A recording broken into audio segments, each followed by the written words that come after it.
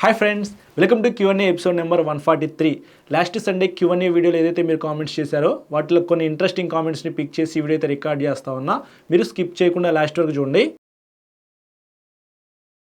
First comment చూసుకున్నట్లయితే Roger Steve చేశారు. First comment, 5th gear box versus 6th gear box differences పెర్ఫార్మెన్స్లో ఏమైనా differences ఉంటుందా, ఎందుకు కొన్ని బైక్స్లో 6th గేర్ బాక్స్ ఇవ్వడం లేదు అని చెప్పేసి. బ్రో, జనరల్గా అండర్ పవర్ ఉన్న వెహికల్స్లో 4 గేర్స్ అయితే చూస్తాము. 100cc 110cc మనకి 4 గేర్స్ అయితే ఉంటాయి. 125 నుంచి 150 200cc మధ్యలో ఉన్న వెహికల్స్కి ఏంటంటే 5 గేర్స్ అయితే ఇస్తారు. 6th గేర్ బాక్స్ ఉన్న వెహికల్స్ దేంట్లో ఉంటాయి అంటే ఎక్కువగా హై ఎండ్ పెర్ఫార్మెన్స్ చేసే వెహికల్స్ ఉంటాయి కదా, వాటిలో చూస్తాము. మీరు అడగచ్చు డ్యూక్ 125లో 6 గేర్స్ ఉన్నాయి కదా అని చెప్పేసి. సో మనకి ఆర్పిఎం అని చెప్పేసి ఒకటి ఉంటుంది, 10,000 ఆర్పిఎం, 12,000 ఆర్పిఎం, లేకపోతే 7,500 ఆర్పిఎం అని చెప్పేసి నేను వీడియోస్లో చెప్తా ఉంటాను కదా. ఆర్పిఎం పెరిగే కొద్దీ మనకి పవర్ అయితే కొద్దిగా ఎక్కువ జనరేట్ చేసిద్ది అనమాట ఇంజను. అంత పవర్ జనరేట్ చేసినప్పుడు హై ఎండ్ పెర్ఫార్మెన్స్ చాలా స్మూత్గా ఉండాలి, వైబ్రేషన్స్ అయితే రాకూడదు. అందుకని చెప్పేసి మనకి 6th గేర్ అయితే ఇస్తారు. 6th గేర్ ఉండటం వల్ల మనకి హై ఎండ్ పెర్ఫార్మెన్స్ అయితే చాలా బాగుంటుంది, చాలా స్మూత్గా హైవే మీద రైడ్ చేయడానికి అవకాశం అయితే ఉండిద్ది. సో అట్లా మనకి పెర్ఫార్మెన్స్లో కొంచెం డిఫరెన్సెస్ అయితే మీరు చూస్తారు 5th గేర్కి 6th గేర్కి. 6th గేర్ ఉంటే మంచిదే, కానీ మీ దగ్గర బడ్జెట్ ఉండే నేను హై ఎండ్ సీసీ వెహికల్ కొనుక్కుంటానంటే 200cc 250 300cc వెహికల్ కొనుక్కుంటానంటే అందులో ఖచ్చితంగా 6th గేర్ ఉండినట్టుగా చూసుకోండి. నెక్స్ట్ జయంత్ సున్నం కామెంట్ చేశారు, హాయ్ అన్న, లాంగ్ రైడ్కి బైక్ టైర్లో నైట్రోజన్ ఎయిర్ ఫిల్ చేయాలా, నార్మల్ ఎయిర్ అయినా పర్వాలేదా అని చెప్పేసి. నార్మల్ ఎయిర్తో కంపేర్ చేస్తే నైట్రోజన్ ఎయిర్ అనేది చాలా వరకు బెస్ట్ అని చెప్తా. ఎందుకంటే మీరు హైవే మీద ఎక్కువగా స్పీడ్గా వెళ్తున్నారు అనుకోండి, టైర్ అనేది కొద్దిగా హీట్ అవుతుంది కదా, అలా హీట్ అవ్వకుండా ఓవర్ హీట్ అవ్వకుండా కాపాడిద్ది, ఎప్పుడు కూల్గా ఉండేటట్టుగా హెల్ప్ చేసేది అనమాట నైట్రోజన్ ఎయిర్ అనేది. మీరు స్పోక్ వీల్స్ వాడుతున్న వెహికల్ అనుకోండి, అక్కడ రస్ట్ పట్టకుండా కూడా హెల్ప్ చేసిద్ది. అలాగే నార్మల్ ఎయిర్ అనుకోండి 1 మంత్కి 1.5 మంత్కి బయటకు వచ్చేసిద్ది కదా, గాలి తగ్గిపోయింది కదా, అలా కూడా ఇది తగ్గదు. మీకు కొంచెం 2 months అయినా మినిమం ఉండిద్ది, అంత తొందరగా లీకేజ్ ఉండదు అనమాట. వెహికల్ టైర్ ప్రెషర్ అనేది 30 బదులు 40 పెట్టారనుకోండి, జనరల్గా కొంచెం పేలిపోయే అవకాశం అయితే ఉంది కదా. ఈ నైట్రోజన్ అనేది లైట్ వెయిట్ ఉండటం వల్ల మనకు అంత తొందరగా బర్స్ట్ అవ్వదు. ఇట్లా ఇన్ని ప్లస్ పాయింట్స్ ఉన్నాయి కాబట్టి మీరు నార్మల్ ఎయిర్ పెట్టించుకునే బదులు నైట్రోజన్ పెట్టించుకోండి. ఈసారి మీకు కొంచెం ఎక్కువ లైఫ్ అయితే వస్తుంది టైర్ కూడా. నెక్స్ట్ బన్నీ దారా అయితే కామెంట్ చేశారు, అన్న బ్లాక్ టింటెడ్ హెల్మెట్స్ వల్ల ఏమైనా ప్రాబ్లం ఉందా అని చెప్పేసి. ప్రాబ్లం అయితే నాకు తెలిసినంత వరకు కొంచెం ఉంది బ్రో. ఫస్ట్ మీకు ప్లస్ పాయింట్స్ ఏంటో చెప్తాను.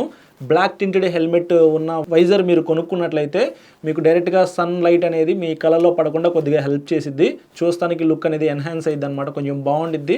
మీ వెహికల్ బ్లాక్ అనుకోండి, black helmet black tinted visor మీరు పెట్టుకుని వెళ్తున్నట్లయితే చూస్తానికి చాలా బాగుండిద్ది అనమాట. ఆల్రెడీ నా దగ్గర అట్లాంటి హెల్మెట్ అయితే ఉంది, కానీ అది మీకు మార్నింగ్ మాత్రమే ఉపయోగపడుద్ది. ఇప్పుడు మైనస్ ఏంటంటే నైట్ టైం మీకు అంతగా ఉపయోగపడదు, మొత్తం మీకు ఎటు చీకటిగా ఉండిద్ది కాబట్టి బ్లాక్ టింటెడ్ వైజర్ మీరు వేసుకుని వెళ్తుంటే హెల్మెట్కి మొత్తం చీకటిగా కనబడి మీకు విజిబిలిటీ అంత ఉండదు అనమాట. సో అప్పుడు మీరు డ్యూయల్ వైజర్ ఉన్న హెల్మెట్స్ కొనుక్కుంటే చాలా బెస్ట్ అని చెప్తా. ఎందుకంటే మీకు మెయిన్ వైజర్ అనేది వైట్ ఉండిద్ది, నైట్ టైం వాడుకోవచ్చు. లోపల మీకు చిన్న గూగుల్స్ అయితే వస్తాయి, సో ఇట్లా కిందకి దించుకుంటే మీకు అంత తొందరగా అయితే మీ కళ్ళకి అంత ఎఫెక్ట్ అయితే ఉండదు. సో నేను ఎక్కువగా మార్నింగ్ పూటే ట్రావెల్ చేస్తాను, నాకు లుక్ అనేది కొద్దిగా ఎన్హాన్స్ అవ్వాలి అని అనుకుంటే బ్లాక్ టింటెడ్ హెల్మెట్స్ అయితే వాడుకోండి. నైట్ టైం ఎక్కువగా ట్రావెల్ చేసే వాళ్ళు అయితే మాత్రం నార్మల్గా ప్లెయిన్ వైజర్ ఉండేది కదా, అది కొనుక్కోవడం చాలా బెస్ట్ అని చెప్తా. అందులోనూ పర్టికులర్గా మీరు వైజర్కి ఫాగ్ ఉండిద్ది అనమాట, ఫాగ్ ఫిలిం అయితే ఉండిద్ది. సో అది ఉన్నది కొనుక్కోండి, 3000 రూపీస్ అలా పెట్టుకుంటే మీకు మంచి హెల్మెట్స్ అయితే వస్తాయి. ఆల్రెడీ హెల్మెట్స్ మీద మన ఛానల్లో ఒక వీడియో చేశాను, అది చూడండి, మీకు క్లారిటీ అయితే వస్తుంది. నెక్స్ట్ సాగర్ విద్య కామెంట్ చేశారు, బైక్ రిజిస్ట్రేషన్ 15 years కంప్లీట్ అయిన తర్వాత వాడుకోవచ్చా అని చెప్పేసి. జనరల్గా మనం ఏ వెహికల్ పర్చేస్ చేసినా సరే 15 years అయితే లైఫ్ ఉండిద్ది. లైఫ్ ట్యాక్స్ అయితే మనం 15 yearsకి పే చేస్తాము. 15 years కంప్లీట్ అయిన తర్వాత కూడా మీ వెహికల్ బాగుంటే మీరు వాడుకోవచ్చు, కానీ మీరు పర్మిషన్ అయితే తెచ్చుకోవాలి.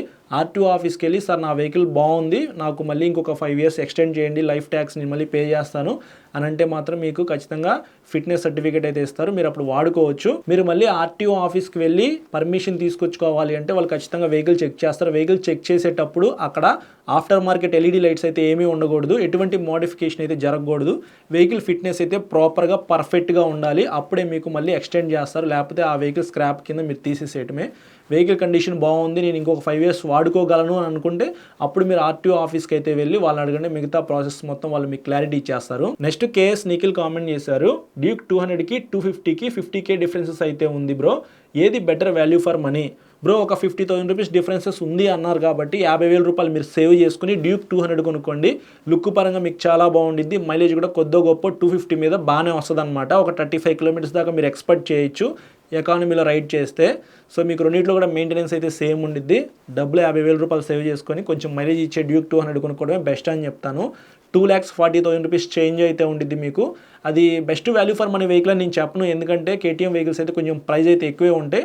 అదే డబ్బులు మీరు వేరే కంపెనీలో ఇన్వెస్ట్ చేస్తే అంటే బజాజ్ NS 400Z అయితే వస్తుంది, 400cc వెహికల్ అయితే సేమ్ ప్రైస్లో వస్తుంది. బట్ మీరు కేటీఎం డ్యూక్ 200, 250 మాత్రమే అడిగారు కాబట్టి నేనైతే మాత్రం డ్యూక్ 200 సజెస్ట్ చేస్తాను. లేదు బ్రో పోతే పోయిన ఒక 50,000 నాకు డ్యూక్ 250 డిజైన్ బాగా నచ్చింది అంటే మీకు నచ్చింది ఇంపార్టెంట్. సో మీరు కొనుక్కున్న తర్వాత మీకు నచ్చలేదు అనుకోండి సాటిస్ఫాక్షన్ ఉండదు. కాబట్టి డ్యూక్ 250 నచ్చింది అనుకోండి అది కొనేసేసుకోండి. లేదు నేను చెప్పినట్టుగా డ్యూక్ 200 కొనుక్కుంటా అన్న అదైనా కొనుక్కోవచ్చు. Next Achari tech in Kannada అయితే కామెంట్ చేశారు, TVS Apache RTR 164V 2025 vlog please అని చెప్పేసి. ఆ వెహికల్స్ అయితే కొన్ని షోరూమ్స్కి వచ్చినాయి, కొంతమంది వీడియోస్ అయితే రికార్డ్ చేశారు. మేము ఉండే ఏరియాలోకి ఆ వెహికల్ అయితే ఇంకా రాలేదు బ్రో. సో సరౌండింగ్స్లో కూడా ఏ షోరూంలో కూడా ఆ వెహికల్ అయితే ఇంకా రాలేదంట. సో ఒక 50-60 కిలోమీటర్స్ డిస్టెన్స్లో ఉన్న షోరూమ్స్లో వెహికల్ ఉన్నా సరే నేను వెళ్ళి మీకోసం రివ్యూ చేసేవాడిని. ఇంకా ఎక్కడికి రాలేదన్నమాట, ఎందుకంటే కొత్త సంవత్సరంలోకి ఎంటర్ అయ్యాము. ఫ్యాక్టరీ నుంచి షోరూమ్స్కి 2025 వెహికల్స్ అయితే వస్తాయి అనమాట. ఇంకా కొంచెం వెయిట్ చేయండి.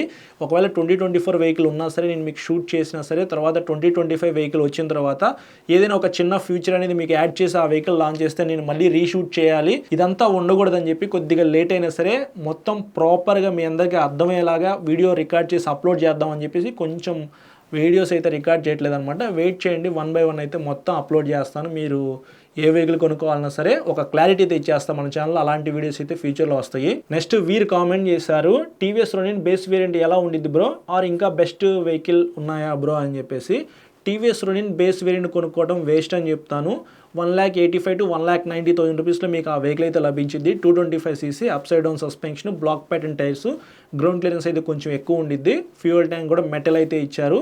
చూస్తానికి కొద్దిగా సాలిడ్ వెహికల్ లాగా అయితే ఉండిద్ది. కానీ కొంచెం మనీ యాడ్ చేసుకోండి. నేనైతే ఒక 25,000 to 30,000 రూపీస్ ఎక్స్ట్రా యాడ్ చేసుకోమని చెప్తాను. టాప్ ఎండ్ వెహికలే మీరు పర్చేస్ చేయండి బ్రో. 2,15,000 రూపీస్ చేంజ్ అయితే ఉంటుంది నాకు తెలిసినంత వరకు. TVS Ronin 225 top end model అయితే అందులో మీకు అన్ని ఫీచర్స్ అయితే ఉంటాయి. చూస్తానికి కూడా మంచి మంచి కలర్స్లో ఆ వెహికల్ అయితే లభించింది కాబట్టి అది కొనుక్కోమని చెప్తాను. 2,15,000 రూపీస్ దాకా మీరు ఇన్వెస్ట్ చేస్తున్నారు కాబట్టి 225cc నాకు కొంచెం మెయింటెనెన్స్ తక్కువ ఉండాలి, మైలేజ్ కొద్దిగా బాగా రావాలి అని అనుకుంటే టీవీఎస్ రోనిన్ కొనుక్కోండి. లేదనుకుంటే NS 400Z కొనుక్కోండి. ఎక్కువగా లాంగ్ వెళ్ళే వాళ్ళు, కొద్దిగా పవర్ అండ్ టార్క్ ఎక్కువ ఉన్న వెహికల్ కావాలి అనుకునే వాళ్ళు ఎవరైతే ఉంటారో వాళ్ళైతే NS 400Zకి వెళ్ళటం చాలా వరకు బెస్ట్ అని చెప్తాను. కొంచెం మనీ యాడ్ చేసుకున్నట్లయితే ఒక 15,000 to 20,000 రూపీస్ యాడ్ చేసుకుంటే NS 400Z వస్తుంది కదా.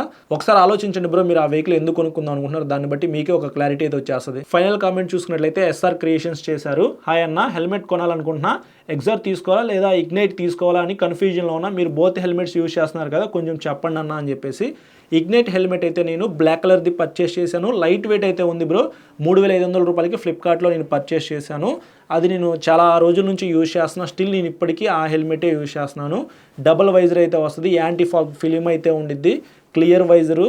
సో అది నాకైతే చాలా బాగా నచ్చింది. 3,500 రూపీస్కి best value for money helmet అని చెప్తాను. అదే హెల్మెట్ అంటే సేమ్ అదే లుక్లో అదే ఫీచర్స్తో మీకు ఎగ్జార్ హెల్మెట్ అయితే లభిస్తూ ఉంది. 5,000 రూపాయల దాకా అయితే ఉండిద్ది. అది కూడా నా దగ్గర ఉంది, బ్లాక్ హెల్మెట్. దానికి కూడా యాంటీ ఫాగ్ ఫిలిం అయితే ఉండిద్ది, క్లియర్ వైజర్ అయితే ఉండిద్ది, లోపల మీకు గూగుల్స్ కూడా ఉంటాయి. సో డ్యూయల్ వైజర్ అనమాట, మీకు అర్థమయ్యేలాగా చెప్పాలంటే. డబల్ డీరింగ్ అయితే ఉండిద్ది, అన్ని ఫీచర్స్ అయితే ఉంటాయి. లాంగ్ వెళ్ళేటప్పుడు ఎగ్జార్ హెల్మెట్ అయితే కొంచెం బరువుగా ఉండిద్ది ఇగ్నైట్ హెల్మెట్తో కంపేర్ చేసుకుంటే. క్వాలిటీ పరంగా చూసుకున్నట్లయితే మీకు ఎగ్జారే బాగుంది, కానీ లైట్ వెయిట్ ఉండాలి, నాకు బడ్జెట్లో కావాలి, అన్ని ఫీచర్స్ ఉండాలి అని అనుకుంటే ఇగ్నైట్ కొనుక్కోండి బ్రో.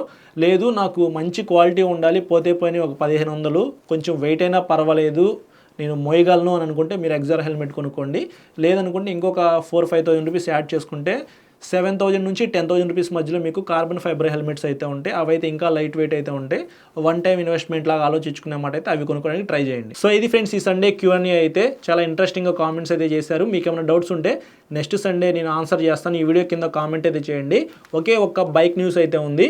టీవీఎస్ దగ్గర నుంచి RTX అడ్వెంచర్ 300 అనే ఒక వెహికల్తో మనకి టీవీఎస్ దగ్గర నుంచి అడ్వెంచర్ వెహికల్ అయితే లాంచ్ అవ్వబోతుంది అని చెప్పి ఒక న్యూస్ అయితే వస్తూ ఉందన్నమాట.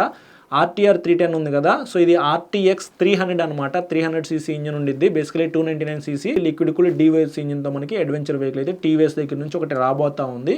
సో లుక్స్ ఎలా ఉంటాయి ఏంటనేది మనకి అఫీషియల్గా ఎటువంటి ఇమేజెస్ అయితే లేవు, ఇంకా లీక్ అవ్వలేదు. సో ఏమైనా న్యూస్ తెలిస్తే మాత్రం Q&Aలో నేను మీకు అప్డేట్ చేస్తూనే ఉంటాను. ఫాలో అవుతూనే ఉండండి, సబ్స్క్రైబ్ చేసుకుని సపోర్ట్ చేస్తూ ఉండండి. Thank you.